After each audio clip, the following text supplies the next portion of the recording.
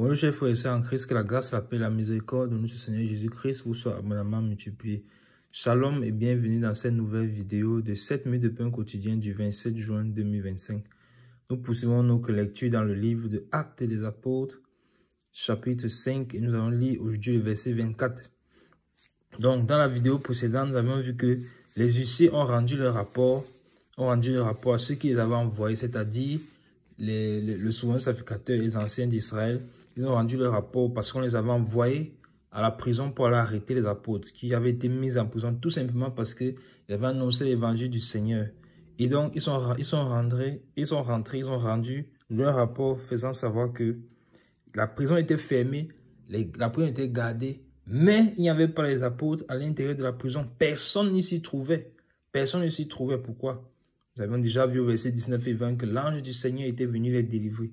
Et le Seigneur, nous avons donc vu que celui qui demeure fidèle au Seigneur, celui qui demeure dans la vérité, avec le Seigneur se manifeste puissamment. Et c'est la ligne directrice que nous voyons depuis ce chapitre 5. Le Seigneur nettoie l'église à travers l'histoire de l'Alliance et Saphira. Ensuite, la crainte s'installe dans les cœurs. Et ensuite, maintenant, le Saint-Esprit peut se manifester puissamment à travers beaucoup de miracles et de prodiges.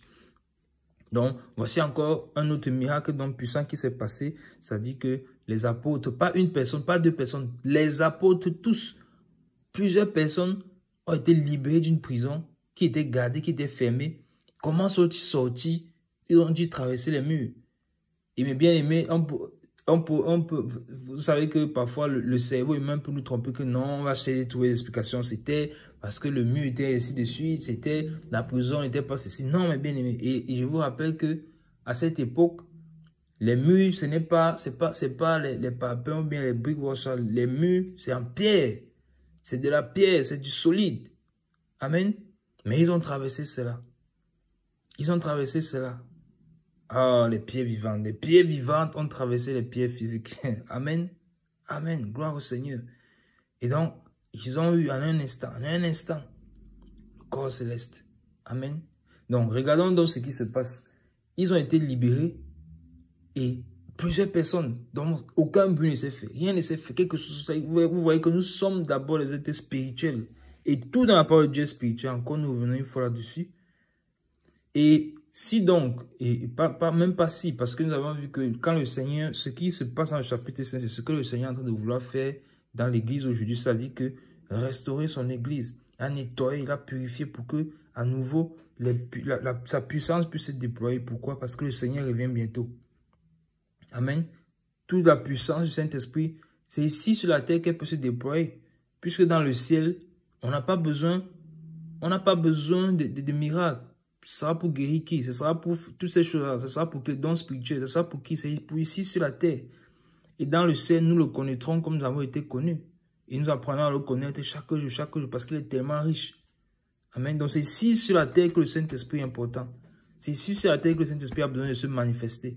D'où encore l'importance du Saint-Esprit, d'où encore le fait de savoir que nous devons le chercher et savoir que nous l'avons reçu. Et pas être convaincus de manière juste péremptoire comme ça. Non, mais nous devons savoir. C'est une conviction que nous devons avoir. Et ce n'est pas un homme qui doit nous convaincre, mais nous-mêmes, c'est le Saint-Esprit qui doit convaincre à notre esprit que nous sommes enfants de Dieu et que nous l'avons reçu. Amen. Et donc, c'est sur la terre que quand le Seigneur enlève son église, c'est-à-dire qu'il enlève l'église, son épouse qui est remplie du Saint-Esprit, le Saint-Esprit n'agit plus sur la terre. C'est terminé. Et c'est là maintenant où l'apostasie commence. Parce que l'antéchrist commence maintenant son règne sur la terre, dans une autre dimension. Donc, c'est sur cette terre-ci là que le Saint-Esprit veut se manifester, se déployer. Amen. Donc, il s'est déployé, l'ange du Seigneur est venu les délivrer. Il s'est déployé à travers les miracles. L'ange du Seigneur Jésus-Christ, l'ange du Seigneur est venu les délivrer. Et maintenant, après le rapport des huissiers, nous avions vu que c'était la grâce du Seigneur que ce soit des huissiers qui ont été envoyés et non pas des hommes du peuple juste sans instruction, sans éducation, comme ils s'étaient moqués des apôtres Pierre et Jean en disant que ce sont les hommes sans instruction. Comment parlent-ils avec ce langage, ainsi de suite, dans le chapitre 4, c'est ce que nous avions vu. Et maintenant, les merveilles de Dieu. Donc, c'est pas des hommes sans... Et par contre, là, le Seigneur a utilisé justement des hommes sans instruction pour les confondre. Parce qu'il confond la sagesse des sages de ce monde à travers les hommes que la terre ne considère pas. Et maintenant, eux qui se considèrent comme sages, c'est eux qui sont confondus. Donc, les voici qui envoient dans des huissiers, qui sont dans des hommes qui sont considérés, qui font le travail avec minutie et disent que tout était fermé, soigneusement fermé à la prison. Elle était gardée, mais il n'y avait personne à l'intérieur. Donc, leur témoignage est véridique. Et maintenant, le verset 25, 24, donc, qui nous concerne aujourd'hui, je le lis au nom de Jésus. Lorsqu'ils eurent entendu ces paroles, le commandant du temple et les principaux sacrificateurs ne savaient que penser des apôtres et des suites de cette affaire. Amen. Amen. Le trouble a été jeté sur leur cœur. Ils ne savaient que penser. La première fois, on a arrêté Pierre et Jean. On les a mis en prison. Le lendemain, on les a fait sortir. Pourquoi cette fois-ci, on arrête les apôtres, ils réussissent à sortir? Est-ce qu'il y a eu, ils se sont mis ensemble pour s'évader de prison? Est-ce que comme ils étaient plusieurs, ils ont pu percer un trou à travers le mur de pierre et ils sont sortis? Non. L'exécution de leur rapport, la prison était soigneusement fermée. Amen.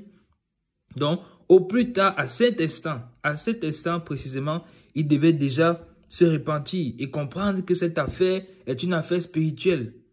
Mais malheureusement, l'homme s'entête toujours, l'homme endurcit son cœur. Plusieurs fois quand le Seigneur parle par plusieurs moyens et de plusieurs manières, à plusieurs moments, mais nous n'y prenons point garde. Amen. Donc voici clairement encore un message du Seigneur adressé à ces personnes-là. Comprenez que cette affaire est spirituelle. Ne vous mêlez pas à cela. Mais ils ne comprennent pas. Et d'ailleurs, le souverain sacrificateur, vous vous rappelez que le Saint-Esprit l'avait utilisé pour prophétiser. Qu'il est préférable qu'un seul meure concernant le Seigneur Jésus-Christ. Je pense que c'était Anne. Donc, il est préférable qu'un seul meure. Pourquoi? Parce que la parole de Dieu dit qu'il ne parlait pas de lui-même, mais il prophétisait. Il prophétisait comme ça concernant le Messie. Et ici, là, l'apôtre Pierre et l'apôtre Jean, dans leur première arrestation, leur avaient déjà dit que jugez en vous-même s'il est préférable d'obéir aux hommes plutôt qu'à Dieu. Donc, il avait clairement montré que ça, c'est une affaire spirituelle, mais eux, ils ne comprennent pas. Une fois de plus, ils viennent encore pour les arrêter. Ils ne savent pas que les apôtres se trouvent déjà, encore une fois de plus, au temple, parce que c'est là-bas, c'est la direction que l'ange leur a donnée, l'instruction qu'il leur a donnée, que le Seigneur leur avait déjà donné avant de partir. Amen. Donc, les voici qui sont dans le trou, ils ne savent que penser. Mais si vous ne savez que penser, repentez-vous, repentez-vous. Et donc, cette voix encore aujourd'hui te dit, si tu es en train d'écouter cette vidéo, n'endurcis pas ton cœur, pendant que tu entends la parole du Seigneur qui parle à ton cœur.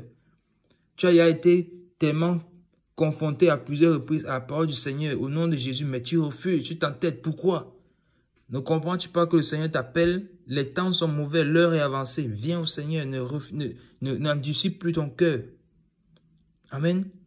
Donc nous arrêtons là pour juste tout pour les 7 minutes de pain continuer ce jour. Que la grâce, la paix, la miséricorde de notre Seigneur Jésus-Christ vous savons multiplier. Shalom.